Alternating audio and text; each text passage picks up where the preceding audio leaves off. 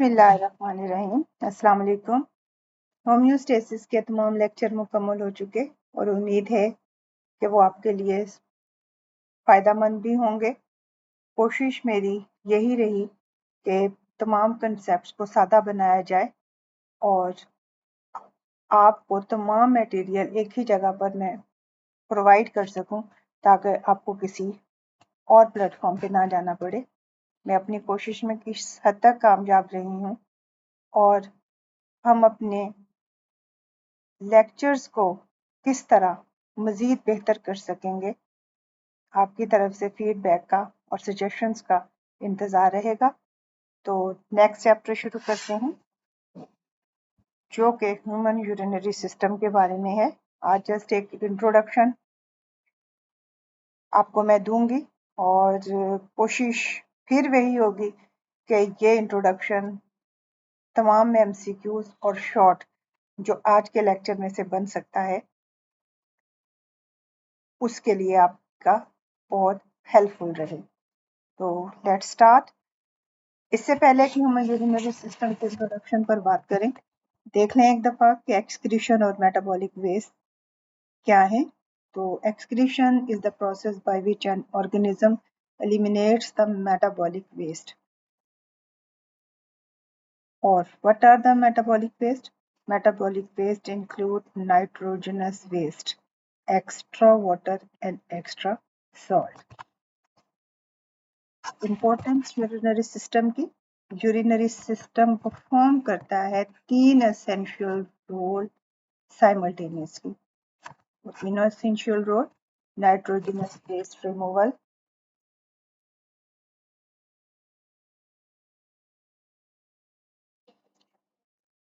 Osmoregulation, pH and ion regulation. Nitrogenous waste removal human urinary system की बात कर रहे हैं तो ह्यूमन यूरियोटा लिखें।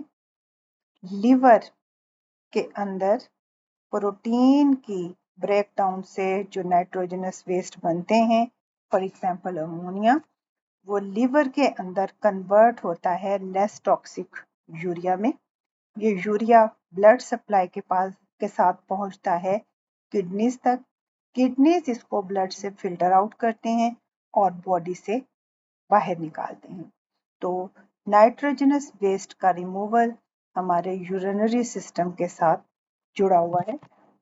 मेजर फंक्शन जो यूरिनरी सिस्टम का है वो नाइट्रोजन वेस्ट का रिमूवल है। फिर दूसरा एसेंशियल रोल ऑस्मोरेगुलेशन है। Osmoregulation is the maintenance of water to salt balance. Kidneys हमारे मास्टर केमिस्ट हैं, वो एडजस्ट करते हैं, ऑस्मो रेगुलेट करते हैं, मेंटेन करते हैं हमारी बॉडी के अंदर वाटर टू सॉल्ट बैलेंस को।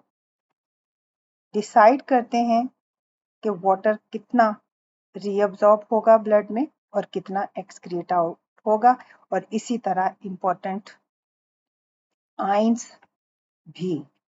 तो ऑस्मो रेगुलेशन की मेंटेनेंस यूरिनरी सिस्टम का एक इम्पोर्टेंट टास्क है जो हमारे किडनीज परफॉर्म करते हैं।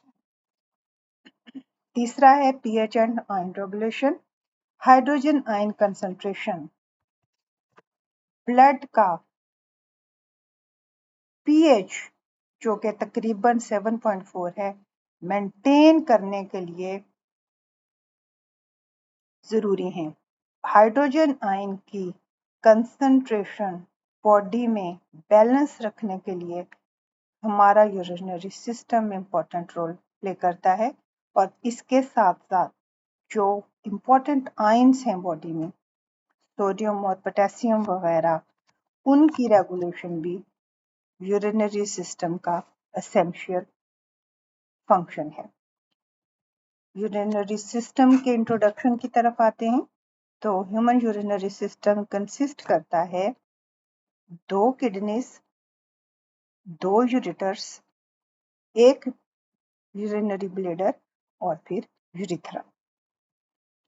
वन बाय वन देखते हैं तीनों को। किडनीज, तो दो किडनीज दो किडनीज दो किडनीज वर्टिब्रल कॉलम के दोनों साइडों पर मौजूद है। और ये कहाँ मौजूद है? एब्डोमिनल कैविटी के अपर पार्ट में। एब्डोमिनल कैविटी के अपर पार्ट में कहाँ पर? Thoracic vertebrae. एक दफा ये वर्टिब्री पहले देख लें।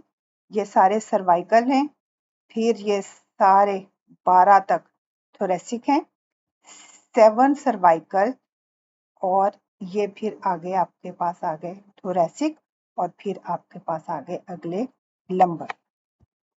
ठीक हो गया, ये डिटेल है इनकी। तो यहां से लेकर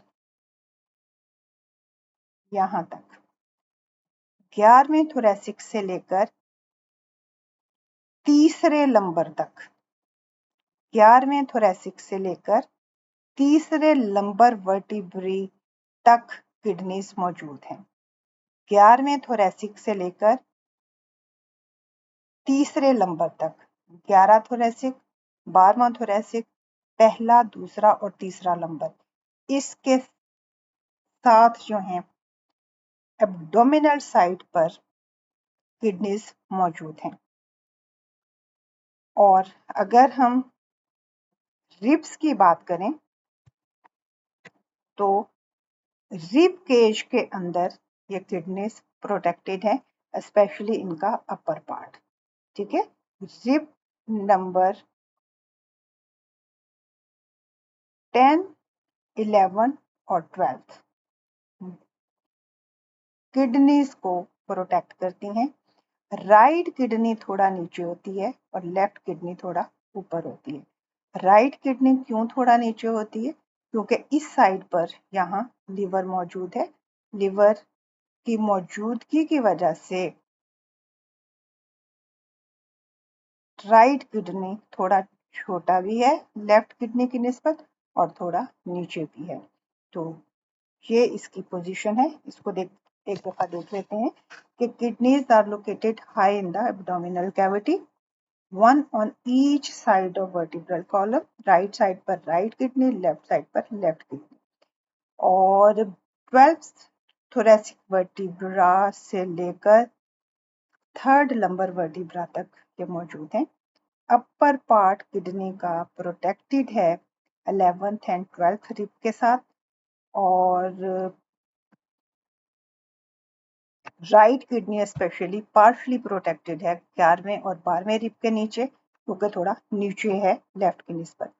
due to the position of liver, right kidney slightly lower and smaller than the left one. ये याद रखना है, ये चीजें आपके लिए, ये सारी इंफॉर्मेशन आपके लिए, कौन से थोरेसिक, कौन से लंबर वर्टिब्रा, फिर कौन सी रिब्स के नीचे ये मौजूद हैं, तो ये आपने इनको अच्छे से प्रिपेयर करना है और उसी इंफॉर्मेशन पर रहना है जो आपकी बुक में दी हुई है।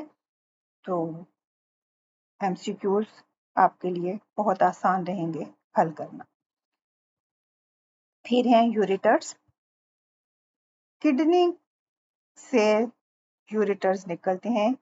राइट किडनी से राइट यूरेटर और लेफ्ट किडनी से लेफ्ट यूरेटर। यूरेटर देखें अराइज करते हैं किडनी के पेल्विक रीजन से। ये जो फनल शेप एरिया है, this is the pelvic region. तो पेल्विक रीजन से, ये किडनी के पेल्विक रीजन से यूरेटर अराइज करते हैं और जाकर ये खुलते हैं यूरिनरी ब्लैडर में। तो ureters are about 25 centimetre long tubes. Size इनका, इनकी लेंथ आपने देख लेनी है, तो ये 25 सेंटीमीटर के करीब। Ureter begin at the funnel shape renal pelvis. ये किडनी का पार्ट है, ये याद रखिएगा, रीनल पेल्वस किडनी का पार्ट है। और ureter from both kidneys extend downward and open in the urinary bladder. Ureter transport करते हैं यूरिन को किडनी से यूरिनरी ब्लैडर तक। फिर यूरिनरी ब्लैडर आ गया। यूरिनरी ब्लैडर फॉलो है अंदर से खाली, अगर इसमें यूरिन नहीं है तो डिस्टेंसिबल है, फैलने की इसके अंदर सलाहियत है। क्यों? क्योंकि ये मस्कुलर ऑर्गन है और ये लोअर एब्डोमेन में, पेल्विक रीजन में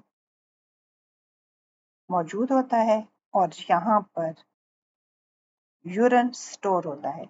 it serves as urine reservoir. फिर यूरिथ्रा भी एक ट्यूब है जो यूरिन को यूरिनरी ब्लैडर से बॉडी के बाहर निकालती है।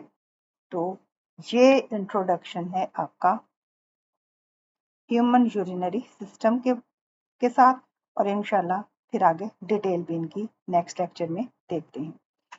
एक क्रिटिकल थिंकिंग है कि लार्ज इंटेस्टाइन को हम मेजर एक्सक्रीटरी ऑर्गन क्यों नहीं कहते। तो लार्ज इंटेस्टाइन को हम मेजर एक्सक्रीटरी ऑर्गन के तरह क्लासिफाई नहीं करते। क्यों?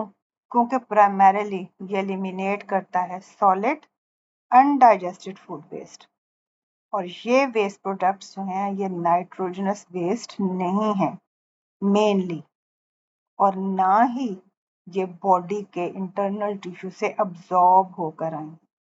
ठीक है, ये अनडाइजेस्टेड फूड वेस्ट है हमारे डाइजेस्टिव सिस्टम का। तो जो वेस्ट, जो एक्सक्रीटा लार्ज इंटेस्टाइन में है वो मेनली नाइट्रोजनस वेस्ट नहीं है। अब सवाल यहाँ पर एक और अराइज होता है, तो इंसेक्ट्स के अंदर large intestine nitrogenous waste body से निकालती है, तो क्या मेजर एक्सक्रीटरी ऑर्गन डेफिनेशन के हिसाब से इंसेक्ट में ना हुआ? तो वहां भी नहीं है। क्यों? क्योंकि बॉडी फ्लूइड से नाइट्रोजनस वेस्ट कलेक्ट करना, अब्सॉर्ब करना, उसमें से सॉल्ट और वाटर रिक्वायरमेंट के हिसाब से दोबारा बॉडी फ्लूइड में भेजना मेल्फिगियन ट्यूब्यूल्स का काम है। तो एक्सक्रीटरी ऑर्गन इंसेक्ट्स में भी मेल्फिगियन ट्यूब्यूल्स हैं जो बॉडी के इंटरनल टिश्यूज से नाइट्रोजनस वेस्ट को अब्सॉर्ब करते हैं और फिर उनको क्रिस्टलाइन फॉर्म में लार्ज इंटेस्टाइन में पहुंचाते हैं और लार्ज इंटेस्टाइन से वो बाहर निकलता है। तो मेजर एक्सक्रीटरी फंक्शन जो है इंसेक्ट्स में भी मेल्फिगियन ट्यूब्यूल्स है, लार्ज इंटेस्टाइन नहीं है। ये आपने याद रखनी है दोनों बातें, ओके, ये डिस्कस हुई हैं।